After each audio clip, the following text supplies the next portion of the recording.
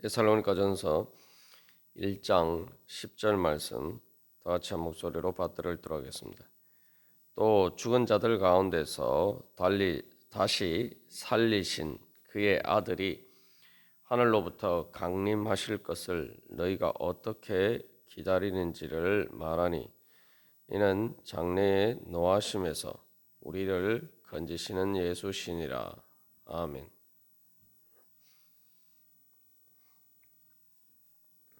우리가 살아계시고 참되신 하나님을 섬기는 것은 예수님을 기다리는 것입니다.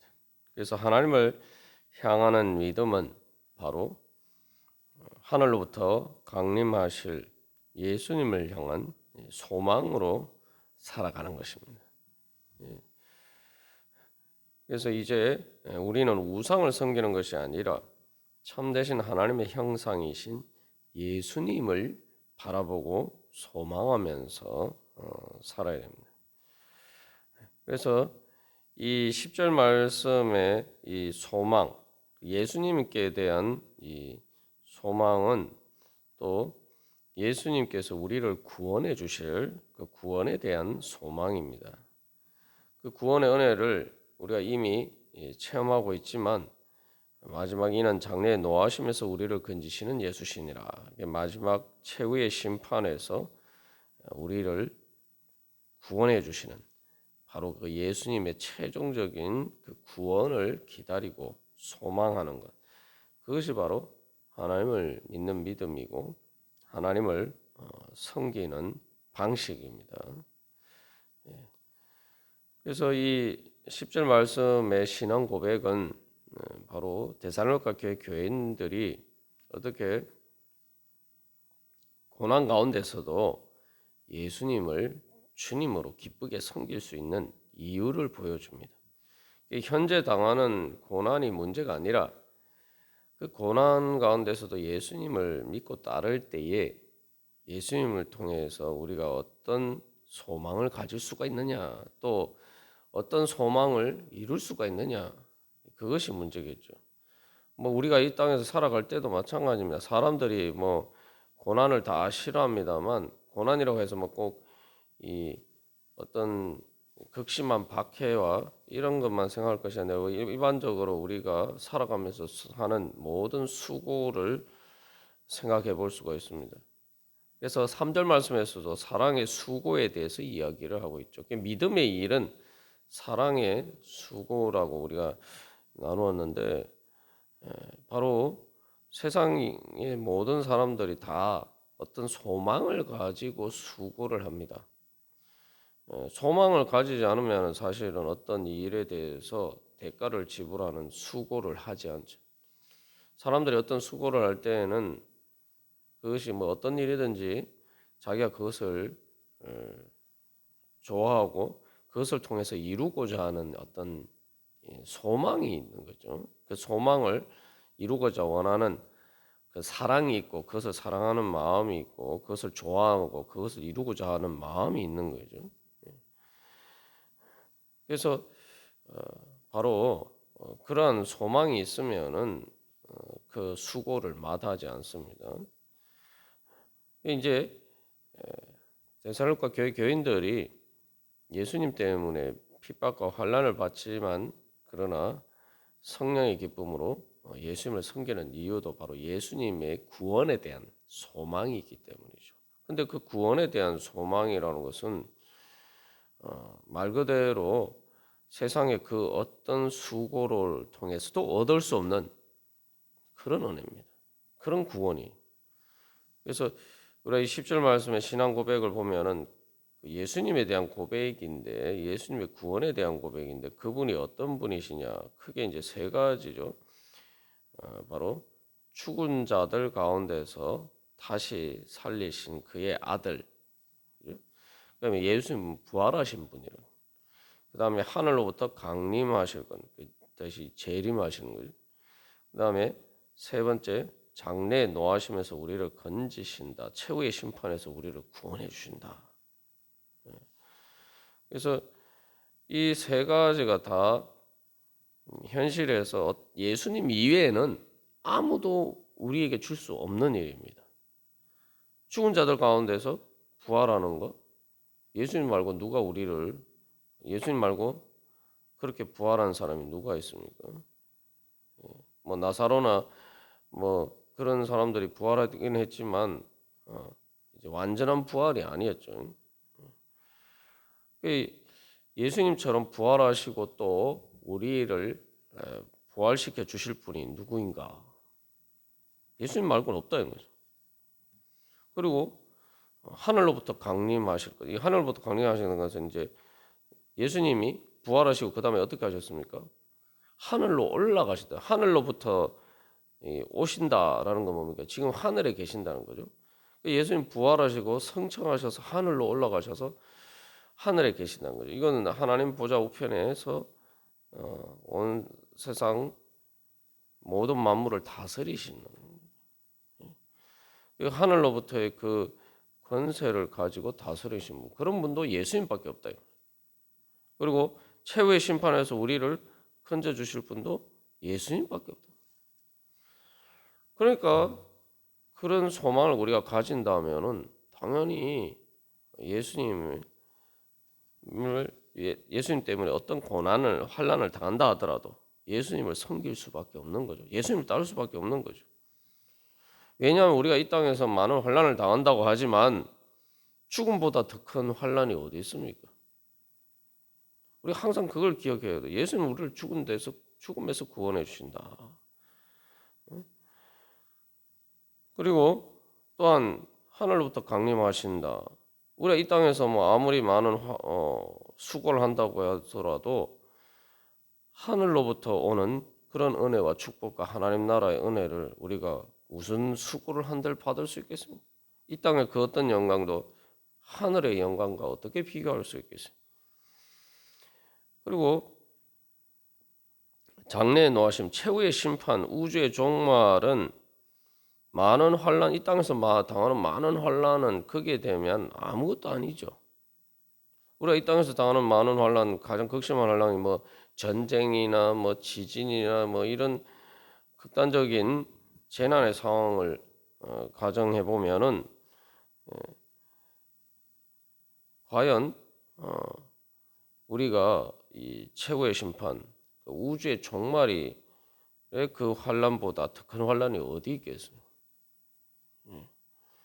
거기에서 주님께서 우리를 구원해 주신다. 그러면 우리가 당연히 만약에 진짜 그것을 믿는다면 예수님을 믿고 따르고 어떤 많은 환란 가운데서도 예수님을 버릴 수 없겠죠. 그래서 이 여기서 이제 세 가지가 등장하는데 특별히 이제 우리가 주목해 봐야 될 것은 9절에서는 우상을 버리고 하나님께로 돌아왔다. 이게 우상을 버리고라는 이제 동사가 원래 쓰인 게 아니라 이제 원어상에는 전치사만 쓰여 있죠. 그래서 우상으로부터 하나님께로 이제 방향을 돌렸다 이렇게 되는데 10절에서도는 에크라는 전치사, 이게 영어로 하면 out of라는 전치사가 사용이 돼요. 세 번 사용되어 있습니다. 그래서 이게 죽은 자들 가운데서 죽은 자들로부터 나왔다는, 죽은 자들로부터 나왔다. 그리고 하늘로부터, 그다음에 진노에서. 이 세 가지. 그래서 우리가 죽은 자들 또 진노 최후의 심판에서 우리가 구원받는 거예요. 그러니까 우상으로부터 하나님께로 돌아온 것처럼 우상에서 우리가 돌아왔다라고 할 때 이제 그것을 통해서 예수님께 돌아오면은 바로 이제 죽은 자들과 최후의 심판에서 우리가 벗어나는 거죠. 여기서 우리가 다시 한번 기억할 것은 9절 말씀과 이어서 보면은 우리가 우상을 버리는 것은 죽은 자들 가운데서 벗어나는 거죠. 죽은 자들 가운데서 해방되는 거예요. 죽은 자, 말 그대로 그래서 우상은 죽은 것이죠. 살아계신 하나님이 하나님이 아니란 말이죠. 그러니까 우상은 죽은 자들의 세계입니다. 그러니까 우리가 우상을 버린다는 것은 그래서 죽은 자들의 세계에서 벗어나는 거예요. 우리가 조금만 이것도 생각해 보면은 아주 삶의 중요한 진리면서 또 현실적인 문제기도 해요. 우상을 섬기는 참되고 살아계신 하나님을 섬기지 않는 사람들은 죽음만 바라보고 살 수밖에 없어요. 뭐 아무리 좋게 포장을 해도 그냥 살다가 죽는 것이니까 죽음으로 끝이라고 생각하니까 예수님 믿지 않는 사람들은 결국은 인생의 목적지가 죽음의 한계 안에서 살아가는 거예요. 그게 육신을 따라 사는 거죠. 그러니까 그 한계 안에서 그냥 우상으로 위로받으면서 그냥 그렇게 사는 것뿐이에요. 그러나 우리가 참되고 살아계신 하나님, 말 그대로 살아계신 하나님을 믿으면 그 하나님께서 우리를 살려주신다는 거죠. 그래서 10절 말씀에서도 죽은 자들 가운데서 다시 살리신 게 바로 9절에서 살아계신 바로 그 하나님이 예수님을 부활시키셨다면, 다시 살리셨다면, 그래서 장래에 노하시면서 우리를 건지시는 예수다. 그래서 그 하나님께서 예수님을 다시 살리신 것처럼 바로 우리도 최후의 심판에서 우리를 부활하게 하시고 우리의 몸도 영의 몸으로 부활하게 하시고 그렇게 우리를 살려주실 것이다. 그리고 그 하나님께서 또한 예수님을 부활하게 하시고 다시 살리신 것처럼 이 땅에서 우리가 살아가는 가운데도 우리를 살려주실 것이다. 우리가 그걸 믿고 이제 살아갈 수가 있는 거예요. 그 소망 가운데 살아가요. 그러니까 우리가 앞에서 소망과 관련해서도 3절 말씀에서 소망과 관련해서도 자세하게 나누었습니다만 이제 예수님을 믿는 건 참되고 살아계신 하나님을 믿는다, 섬기는 삶은 말 그대로 주님께서 우리를 살려주실 것이다 라는 소망 가운데 살아가는 것이기 때문에 절대 거기에는 절대적인 절망이라는 것은 없습니다. 어떤 상황 가운데서도 주님께서 나를 살려주실 것이다. 이 세상에서 가장 극단적인 내가 사람들이 다시는 넘어져서 쓰러져서 다시는 일어나지 못한다라고 생각하는 바로 그 죽음에서도 하나님이 나를 다시 살려주시고 일으켜 주실 것이다 믿기 때문에 우리가 이 땅에 살아가는 어떤 환난 가운데서도 우리는 때로 우리가 쓰러지고 넘어진다 하더라도 그대로 주저앉아 있지 않고 우리는 거기에서 다시 주님께서 나를 일으켜 주실 것이다.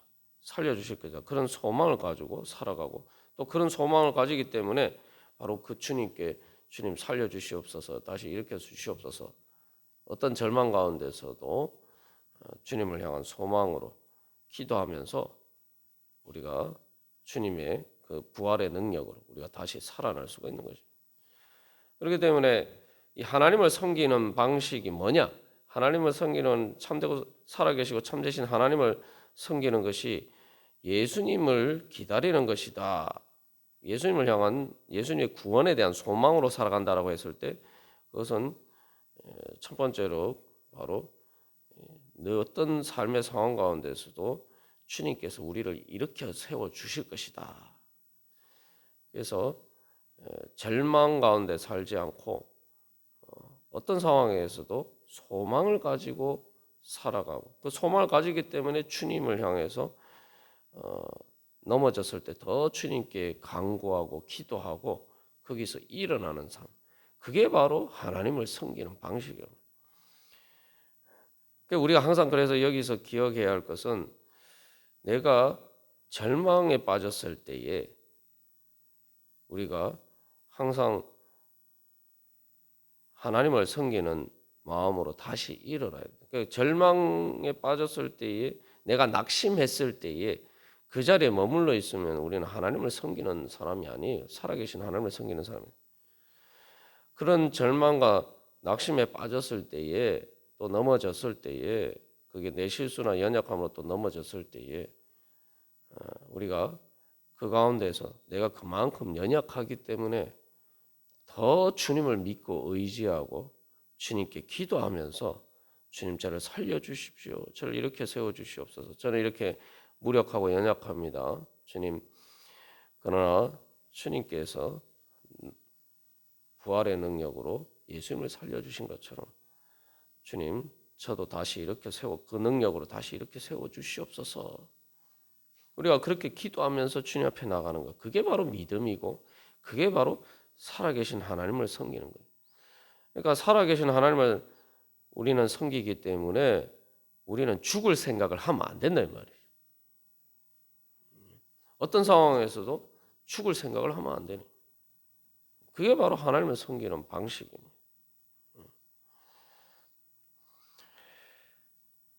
그렇게 해서 우리가 살아가는 가운데 궁극적으로 마지막에 주님께서 나를 죽음뿐만 아니라 우주의 종말에 최후의 심판에서 나를 구원해 주실 것이다.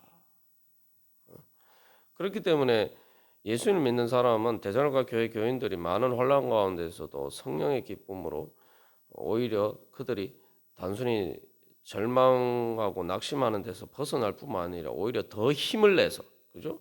믿음의 일을 하고 믿음으로 살고 그다음에 사랑의 수고를 하고 예수 그리스도에 대한 소망으로 인내하면서 바로 주님을 따라가는 삶을 살 수 있는 것이죠. 말 그대로 그렇기 때문에 우리가 예수 하나님을 향한 믿음을 가진다는 것, 살아계신 하나님을 섬긴다는 것은 죽음도 이길 수 없는 생명의 능력으로 살아가는 거예요. 그거 믿고 살아가는 거예요. 그러니까 예수를 살아계신 하나님을 섬기는 사람은 예수님께 대한 소망을 가진다라고 할 때에 불굴의 의지를 가지고 살아가는 삶이에요. 그 의지가 나에게서 주어지는 게 아니라 예수님에 대한 소망에서 예수님으로부터 예수님의 영이신 성령님을 통해서 우리 안에 주어지는 바로 그 주님의 의지를 따라 살아요. 어떤 상황 가운데서도 우리를 향해서 절망하지 않으시고 우리가 아직 죄인 됐을 때 우리가 하나님과 원수되었을 때도 우리를 사랑하시면서 구원해 주신 하나님의 우리를 향하신 그 사랑에 우리를 사랑하시기 때문에 우리를 구원해 주시기를 원하시는 살려 주시기를 원하시는 하나님의 그 불굴의 의지를 따라서 살아가는 것. 그것을 내 의지로 삼고 소망하면서 살아가는 것이 바로 하나님을 섬기고 하나님을 기쁘시게 하는 삶입니다. 우리가 조금만 생각해 보면은 아니 여기서 이제 특별히 10절에서 보면 그의 아들이라고 해요. 그의 아들. 하나님의 아들. 예수님에 대해서 특별히 여기서 하나님의 아들이라고 할 때 여러 가지 의미가 있지만 1차적으로 우리가 여기 우리 자신에게 적용해 보면은 하나님의 아들이기 때문에 하나님 아버지께서 예수님을 죽게 내버려 두지 않으셨다는 거예요. 십자가에서 예수님이 나의 하나님 어찌하여 나를 버리셨나이까 그렇게 고백했는데 나의 하나님이라고 이제 그렇게 말씀하셨고 그러니까 왜냐하면 하나님 겟세마네 동산에서 예수님이 아빠라고 부르면서 예수님께 기도를 했다 이렇게 나와 있죠. 그랬을 때에 하나님께서 십자가에서 보면은 예수님을 버리신 것처럼 보이지만 하나님이 예수님의 아빠이시기 때문에 예수님이 하나님의 아들이기 때문에 내 아들을 그냥 죽게 내버려 둘 수 없다. 그래서 하나님께서 예수님을 살리신 거예요.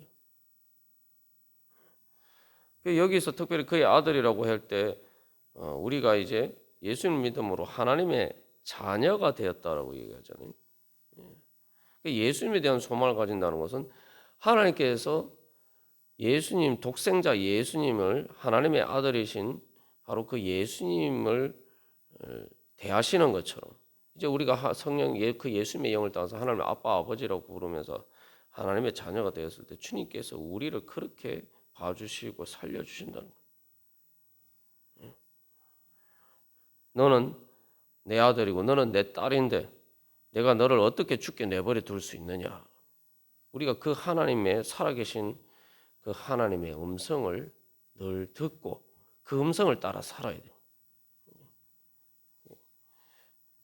우리가 조금만 생각해 보면은 자식을 향한 그 부모의 마음을 생각해 보면은 이 하나님께서 예수님을 살리신 그 마음과 물리 무엇던 것인지 알 수가 있겠죠. 우리가 그 마음을 주님의 그 마음을 바라보면서 살아야 돼요.